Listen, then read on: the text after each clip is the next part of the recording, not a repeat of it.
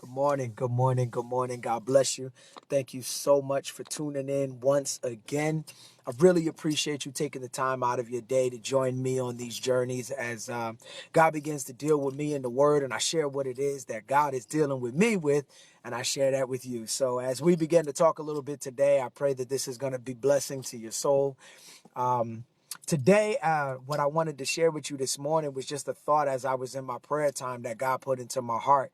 And it had to do with these storms. I feel like right now, God has me in a place where I need to encourage his people. I feel like that this is a moment, even at the beginning of this year in 2020, where we're expecting great things to take place during the course of this year. I feel like there's a lot of people that are already dealing with major storms and trials and issues already in this year. We're still in the first month of the year, and already the enemy is acting up. And there's so much that people have on their plates, and there's so many people that are dealing with so many things. And I feel like that we are in an age now in the church where people want to hear about how God is going to bless them, how God is going to increase them, how God is going to, open up the windows of heaven and pour out a blessing that they won't have room enough to receive. We're living in a day and time where people just want to hear about how good it's going to be.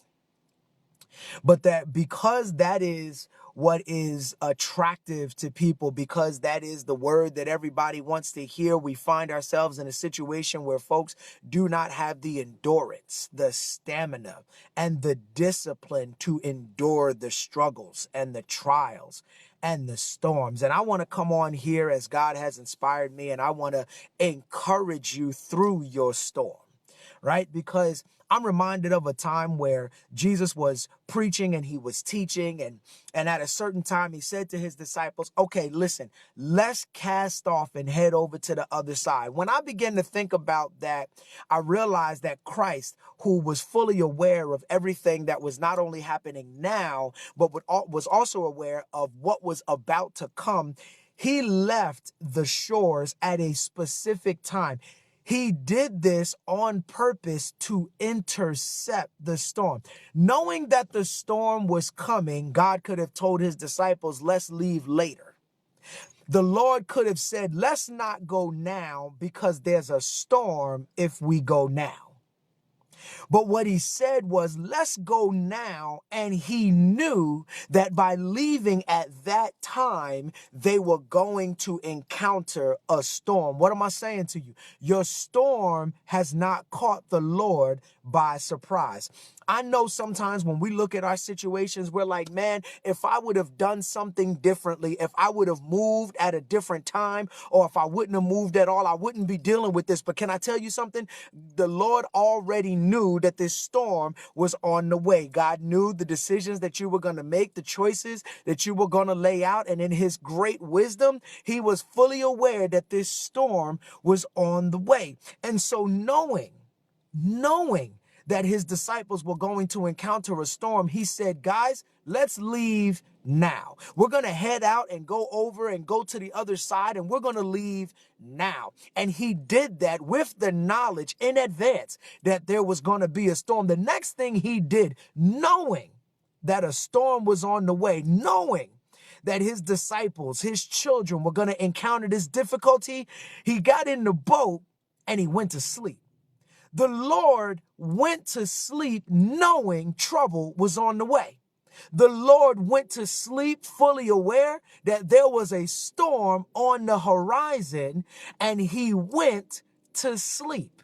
See, that really started to touch me because I realized that sometimes when we go through these storms and these troubles and we're going through things in our lives and we're crying out to God and we're trying to figure out, why is God so quiet in the middle of my storm? Things are going crazy. It's like it's coming at me from every direction, and I'm calling on God and I'm not hearing a response. It almost starts to feel like God doesn't care. You ever get discouraged in your heart, in your spirit, in the middle of your storm, in the middle of your test and your trial, and you've gotten discouraged because you're like, I'm calling out to God. I'm crying out. I'm praying. I'm fasting. I'm reading my word. I'm going to church. I'm at Bible study. I'm at prayer service. I'm doing everything that I could think to do in the middle of this storm that I'm dealing with. God, where are you? Why does it seem like you're so quiet right now? Why does it seem like you're not answering me? I know you know what I'm going through, so where are you? But can I tell you something? Jesus got on the boat with his disciples, fully aware that a storm was on the way, and he went to sleep. See, that really touched me because I started to ask the question, okay, Lord, if you know that a storm is coming, why did you go to sleep? You know, some of us are asking that same question right now. If you see what's going on in my life, how come you're not moving yet? How come you didn't move in my situation yet? How come you didn't touch whoever you need to touch, do whatever it is you need to do in order to fix this situation? I've been going through it for a while, and I'm starting to feel like I'm running out of strength. I'm starting to feel like I don't have it in me anymore to continue to deal with what it is that I'm dealing with. I'm wondering, I believe in you, I trust in you, I just don't understand why you haven't moved on my situation yet. Why haven't you shown up, God? I'm crying out. I don't know why you haven't. And as I began to continue to follow this story, what I saw was that the disciples began to move in their own strength. As the storm hit, they began to do everything that they could do in order to make it through this storm. Does that sound familiar? As you're going through, you ever found yourself, when you find yourself dealing with circumstances, problems, situations, the first thing we always do is try to handle it ourselves. We want to do what it is that we feel like we can do in order to make it through the storm. Okay, no problem. But as we begin to realize that those things are not working, we do the same thing they did. We enter into a panic mode. We get to a place where our efforts don't seem to be solving the problem, and we go into panic mode. Oh yeah, because everything that we've done, every plan that we've planned, everything that we've tried in order to fix this situation, we're doing it in our own strength. We're trying to see to it that we get to the other end of this problem. We're concerned that this problem seems to be getting bigger and bigger, and now I'm worried that whatever is going on is going to be too great. I'm concerned about the consequences. I'm actually worried about what's going to happen after this, and we get into panic mode. You see, that's the thing that Jesus wanted to show his disciples. Here you are walking with me. Here you are. We're talking. I'm teaching you. You have a relationship with me. You know me and I know you. And you know how great I am. You know how powerful I am. And yet, when you find yourself facing a situation that you don't think you have the strength to overcome, you hit panic mode. You see, that's what happened with his disciples, and that's a lot of times what happens with us. If God stays quiet long enough, if we don't see God move in the time frame that we have given God to move, if we see our problems continue to grow and our solutions don't seem to be working, we get to a place where we hit panic mode.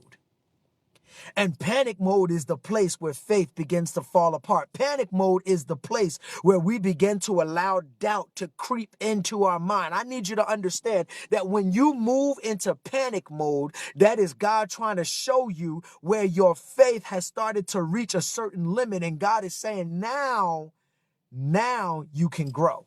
Now I can bring you to that next level. Now I can reveal myself to you in a new way. Now I can show you a side of me that either you did not know or you forgot. When you hit panic mode, see, sometimes God stays quiet because God is bringing you to the limit of your own strength so he can show you just how big he is. God has brought you through things before, but this seems to be bigger than anything that God has brought you through before. And when you hit panic mode, that is God's opportunity to show you how big he is. When Jesus came out from the bottom of the boat after the disciples hit panic mode and they said, God, don't you care, Lord? Don't you care that we're about to die? Don't you see what I'm going through? Don't you see how bad this is? Don't you care? How many of you have found yourself in that situation where you're looking at what you're going through in your life right now right now. As big as that situation is, as terrible as what you're going through is, have you not found yourself crying out to God, asking him, does he care? Does he care about what you're dealing with? Does he care about how bad it's gotten? Why is he allowing this thing to continue to plague you and attack you and tear at you and tear you down? Come on. His disciples are not the only one that found themselves crying out to the Lord, going, come on, Lord. Come on.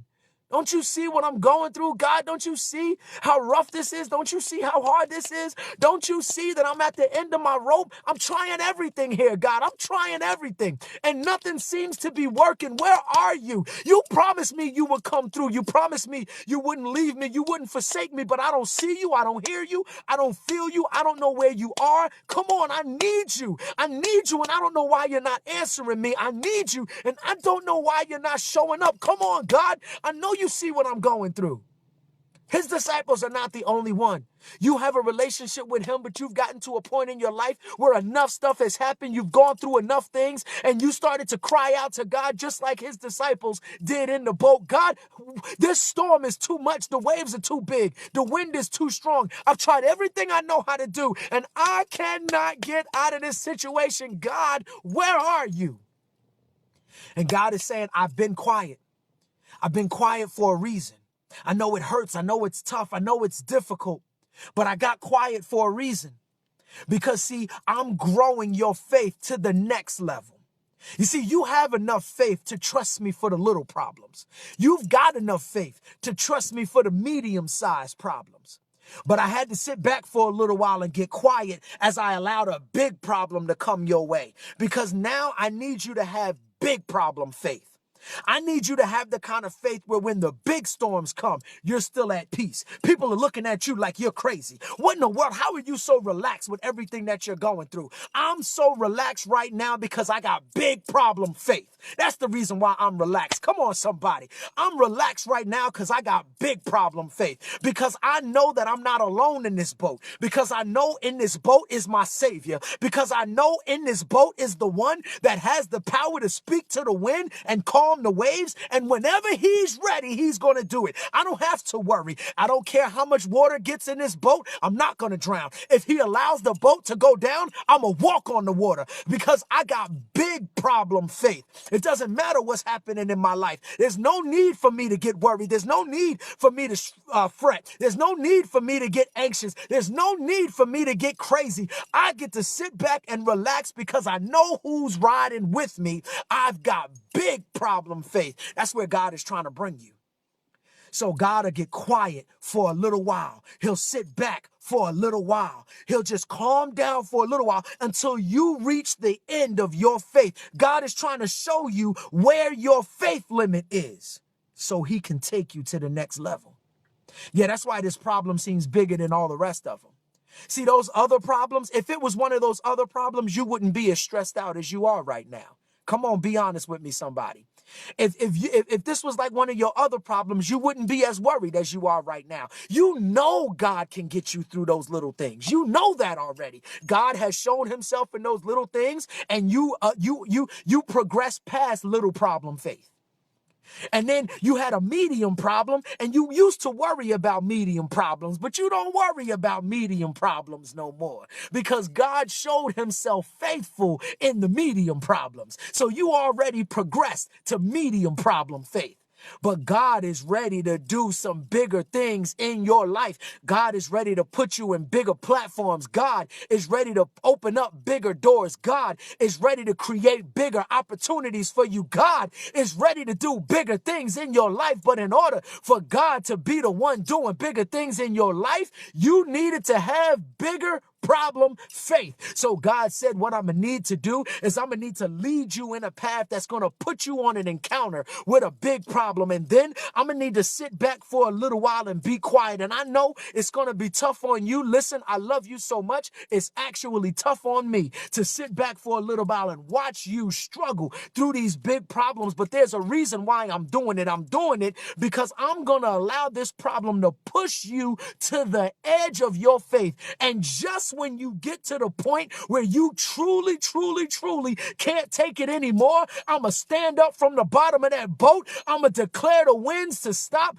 I'm going to tell the sea to calm down. And you're going to look at me and go, I cannot believe I doubted you. My God, you are the same God that brought me through the little problems and the same God that brought me through the medium problems. And now I know that you are the God that will bring me through the biggest of problems. God is trying to take you to a place where you have big problem faith.